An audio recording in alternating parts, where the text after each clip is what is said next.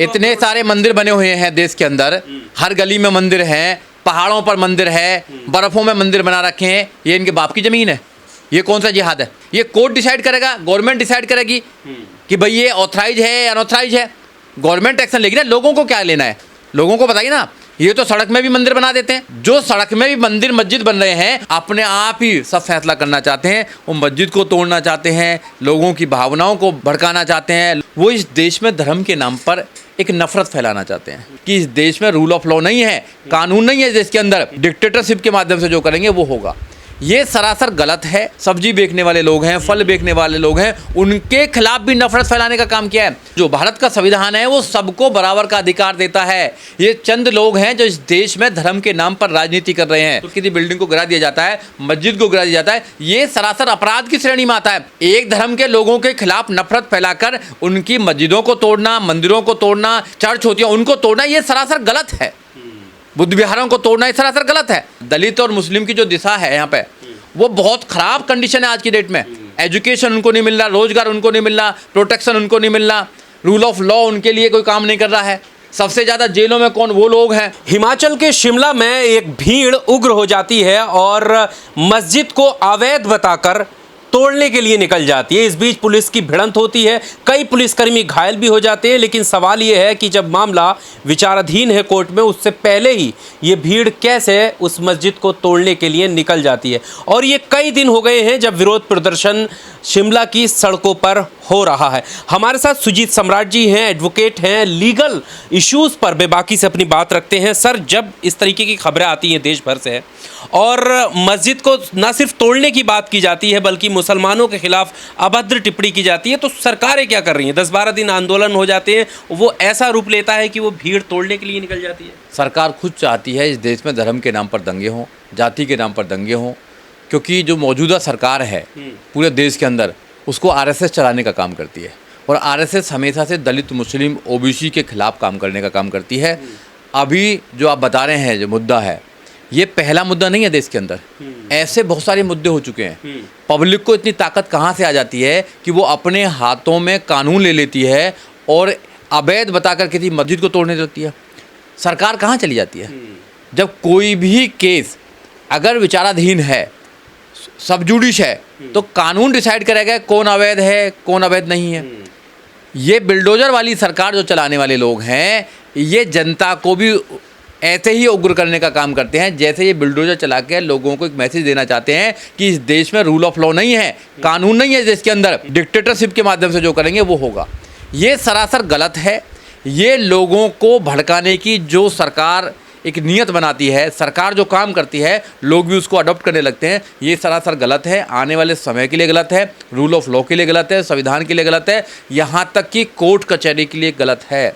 आज भी देश का आम नागरिक ये कहता है कि मैं कोर्ट में जाऊंगा, वहाँ पर न्याय लूँगा। जब कोर्टों पर विश्वास ही नहीं रहेगा, न्याय पर विश्वास ही नहीं रहेगा, लोग अपने आप ही न्याय लेने लगेंगे, तो फिर इस देश का होने वाला क्या है? जो फादर ऑफ कॉन्स्टिट्यूशन है, बाबा साहब डॉक्टर अम्बेडकर ने सोचा था इस देश के अंदर कानून होगा, इस देश के अंदर संविधान होगा और संविधान में सबको बराबर के अधिकार होंगे।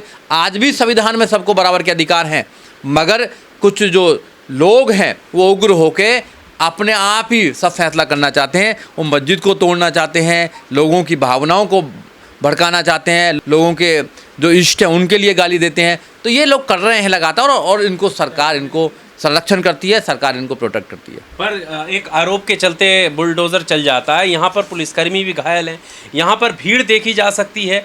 ऐसा लग रहा है मानो दोबारा से एक बाबरी को दोहराने की कोशिश की जा रही हो, कुछ नहीं होता।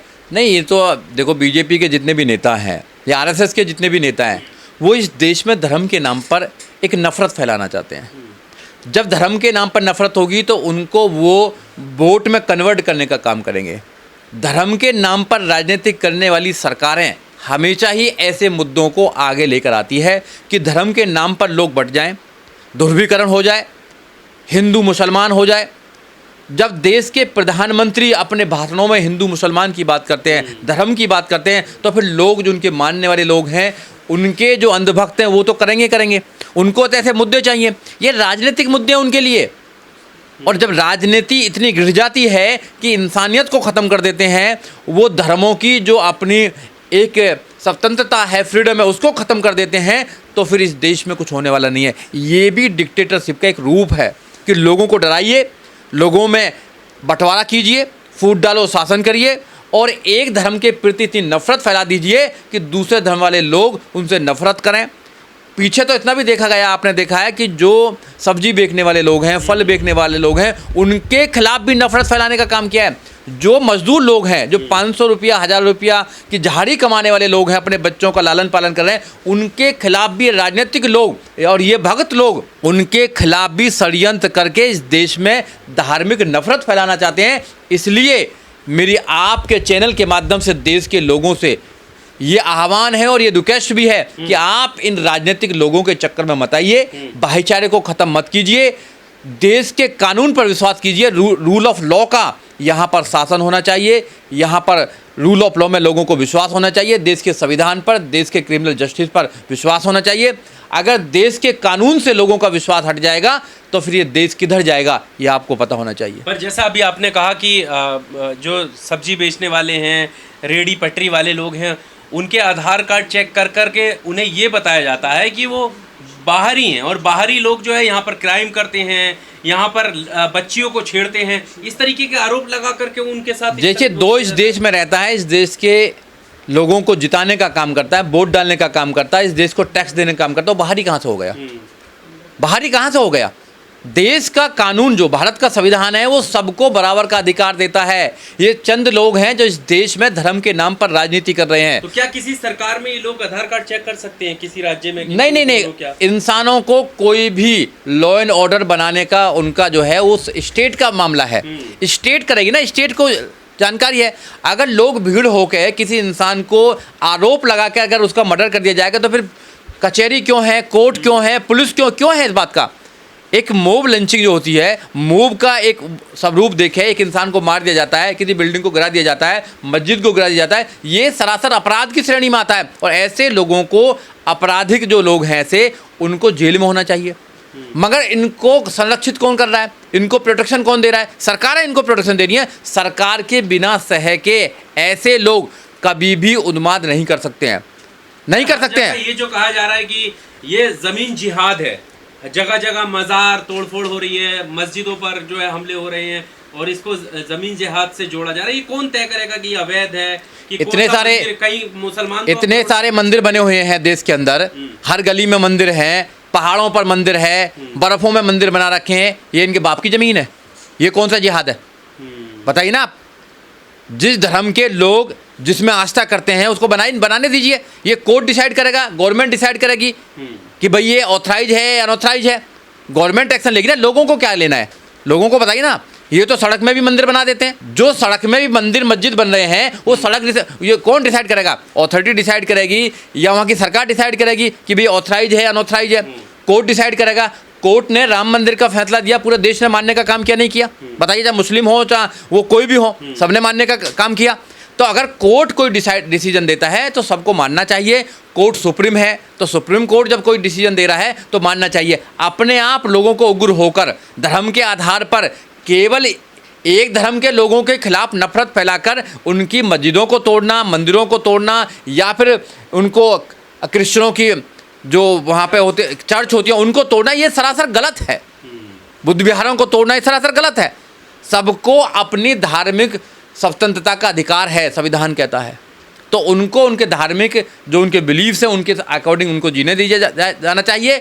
ये जो लोग कर रहे हैं ये सरासर गलत कर रहे हैं, ये आपराधिक किस्म के लोग हैं। इनकी जगह जेल है, इन पर केस लगना चाहिए और NSA लगा कर इनको जेल में डालना चाहिए। राहुल गांधी विदेशी यात्रा पर, उनको शिमला नहीं होना चाहिए? उनकी सरकार जो है, उनकी सरकार में इस एक नए विवाद को जन्म दिया जा रहा है, भीड़ उग्र। देखिए, राहुल गांधी हो या अखिलेश यादव हो, इनको मुसलमानों की केवल वोट जाइए। उनकी जो प्रॉब्लम्स है उनसे कुछ लेना देना नहीं है।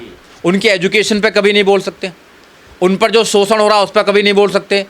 जो मुस्लिम नेताओं पर जो अपने समाज की आवाज़ उठाने का काम करते हो जेलों में पड़े, उन पर कभी नहीं बोलेंगे ये लोग। उनकी जो दिशा है आज दलित और मुस्लिम की जो दिशा है यहाँ पे, वो बहुत ख़राब कंडीशन है आज की डेट में। एजुकेशन उनको नहीं मिल रहा, रोजगार उनको नहीं मिल रहा, प्रोटेक्शन उनको नहीं मिल रहा, रूल ऑफ लॉ उनके लिए कोई काम नहीं कर रहा है। सबसे ज़्यादा जेलों में कौन? वो लोग हैं।